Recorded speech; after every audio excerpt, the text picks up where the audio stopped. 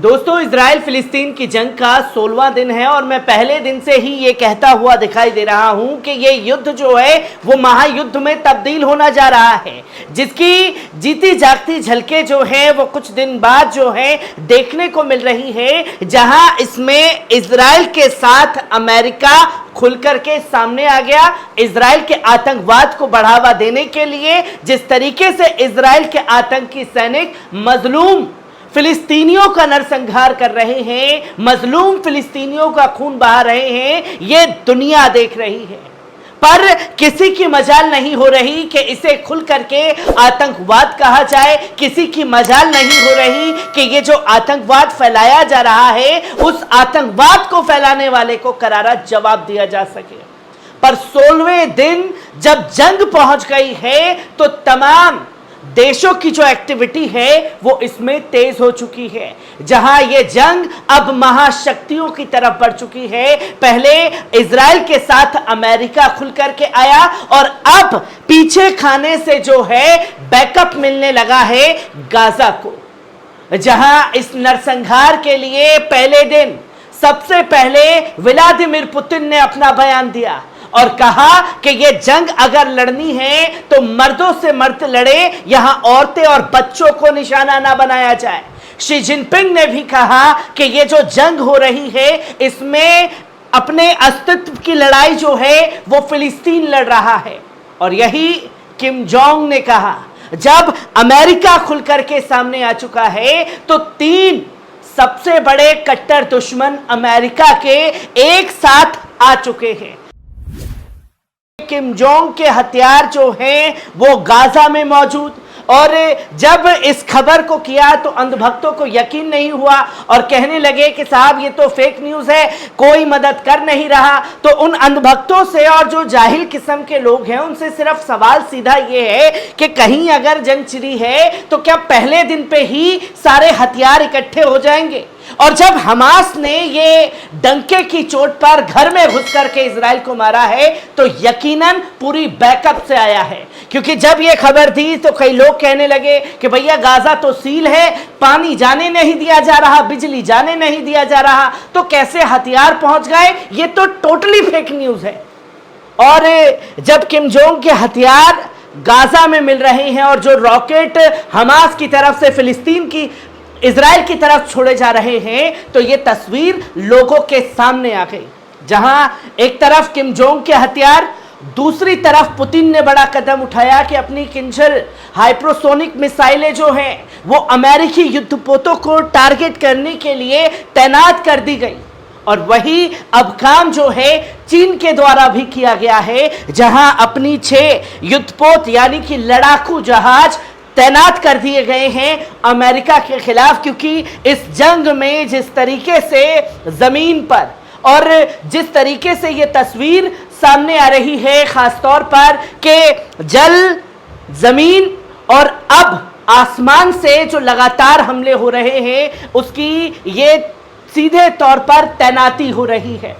जो कि आप प्रूफ नंबर 1 देख सकते हैं। और प्रूफ नंबर 1 से पहले वीडियो पर नजर डाल लीजिए।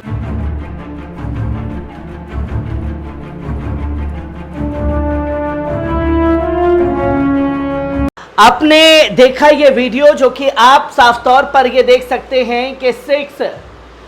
चाइनीज वॉरशिप्स जो कि तैनात की गई है कतर की तरफ मिडल ईस्ट में, और ये जब तैनात की गई है तो यानी जंग के जो माहौल हैं वो महायुद्ध में तब्दील होने जा रहे हैं। जो आप देख सकते हैं कि 6 चाइनीज वॉरशिप्स वेयर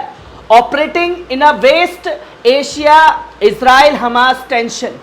ये जो जंगी माहौल बना हुआ है और अभी तक रुकने का नाम नहीं ले रहा है, ऐसे में 6 चाइनीज वॉरशिप्स तैनात कर दिए गए हैं मिडल ईस्ट में कुवैत की तरफ, जो कि अब प्रूफ नंबर 2 भी आप लोग साफ तौर पर स्क्रीन पर देख सकते हैं। क्योंकि एक वेबसाइट गलत बोल सकती है, दूसरी वेबसाइट चिक चिक करके ये गवाही दे रही है कि भैया देखिए यहां पर चाइना ने 6 warships to Middle East tensions is boil amid fears Israel crisis become all out war। जो तस्वीर आपके सामने है कि पहली वेबसाइट ने भी इसका खुलासा किया इंटरनेशनल, और दूसरी इंटरनेशनल वेबसाइट ने जो कि ये साफ तौर पर अक्टूबर 21 यानी कि कल ये तस्वीर दुनिया के सामने आई, जहां 6 वॉरशिप्स अपने तैनात किए गए हैं चीन द्वारा कुवैत में, क्योंकि जल स्थल पर लगातार अमेरिका की जो युद्धपोत हैं वो बढ़ रहे हैं, और उसी को टारगेट करने के लिए रशिया ने अपनी किंजल हाइपरसोनिक मिसाइलें तैनात की है। तो वही ये भी चीजें उसके अंदर क्या क्या बताया गया ये भी जानना जरूरी है, जो कि आप ये देख सकते हैं कि चीनी युद्धपोत पश्चिम एशिया में काम कर रहे थे। इजराइल हमास युद्ध के कारण पश्चिम एशिया में बढ़ती स्थिति के बीच नौसैनिकों को तैनात किया गया है, जो कि आपके सामने है, जो कहीं और काम कर रहे थे। और जब ये लगातार टेंशन बढ़ती जा रही थी, अमेरिका के युद्धपोत तैनात हो रहे थे और अमेरिका अपने सोल्जर्स को भेज रहा था इजराइल के साथ लड़ने के लिए गाजा पट्टी और लेबनान में, तो अब अमेरिका और इजराइल की घेराबंदी जो है वो दिलचस्प तरीके से होने लगी है, जो कि आप देखें कि चीनी रक्षा मंत्रालय ने इसका खुलासा भी किया, जो कि अपनी 44वीं वर्ष गांठ के दिन जो है नौसेना एस्कॉर्ट टास्क फोर्स मई से क्षेत्र में नियमित संचालन में शामिल थी, जो कि ओमान में पूरी तरीके से तैनात की गई थी। और जब ये टेंशन बढ़ी है तो इसे कुवैत की तरफ भेज दिया गया, जो कि मिडल ईस्ट में तैनाती रहेगी जब अमेरिकी युद्धपोतों को निशाना बनाने के लिए, जिसका वीडियो भी आप लोगों के सामने रखा। और इस वर्शिप में ऐसा क्या है, कितने खतरनाक हथियार हैं चीन के पास, आप ये साफ तौर पर देख सकते हैं कि 052 गाइडेड मिसाइलें, यानी कि एक टाइप की 052 गाइडेड मिसाइलें जो पानी के अंदर से किसी भी युद्धपोत को निशाना बनाने के लिए तैनात है। और ऐसे हजारों टन में ये जो जंगी हथियार हैं चीन के, वो इस वर्शिप में हैं, जहां इसी के साथ साथ फ्रिगेट जिंगजोंग भी शामिल है, जो कि तस्वीर आपके सामने है कि एक टाइप की ये छोटी मिसाइल है जिसे तैनात किया जाएगा। गोला बारूद इस शिप में खास तौर पर मौजूद है। तो वही एक 052 विध्वंसक और उरकर्मी बारूद है, जो कि कहीं भी चुपके से जाकर के किसी के ऊपर छोड़ दिया गया तो वो वहीं खत्म हो जाएगा, वहीं ढेर हो जाएगा। अब इतने बड़े लेवल पर ये सारी की सारी तैनाती जो है वो मिडल ईस्ट में अचानक करना एक कड़ा संदेश भी दिखाता है अमेरिका के लिए कि वो बेशक से उछल करके इस जंग में ये बताए कि हम इजराइल के साथ हैं, पर इजराइल का साथ देने वाले अमेरिका को शायद इसका ये अंदाजा नहीं था कि उसके 3 कट्टर दोस्त जो हैं वो खुल करके इस तरीके से सामने आएंगे, जहां अमेरिका ने चल रहे युद्ध के बीच अपने सबसे उन्नत वाहक यूएस गेराल्ड आर फोर्ड उसके युद्ध समूह को पूर्वी मध्य सागर में भेजा है। जब अमेरिका की तरफ से ये एक्टिविटी लगातार बढ़ी तो उसके बाद ये तस्वीर सामने आई है, जहां हम लगातार देख रहे हैं कि पहले यमन की तरफ से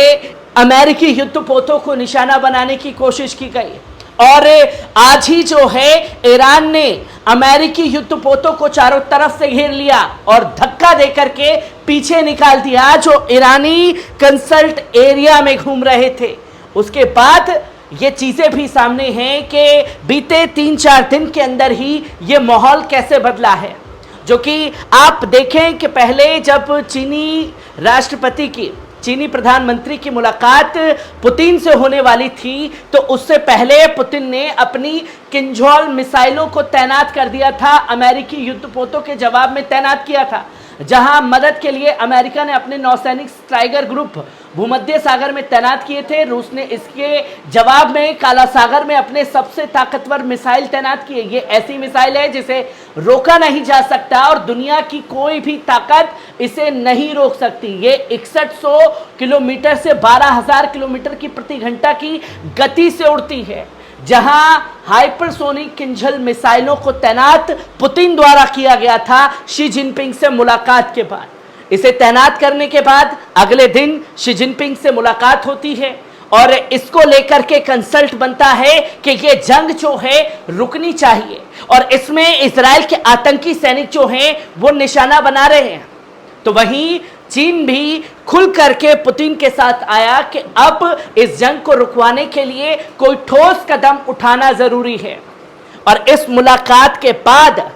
चीन ने भी अपना रुख जो है वो साफ कर दिया, अपनी 6 वारशिप तैनात करके कि इस जंग के अंजाम जो हैं वो खतरनाक होने वाले हैं और ये जंग WW3 की तरफ बढ़ रही है, यानी कि वर्ल्ड वॉर 3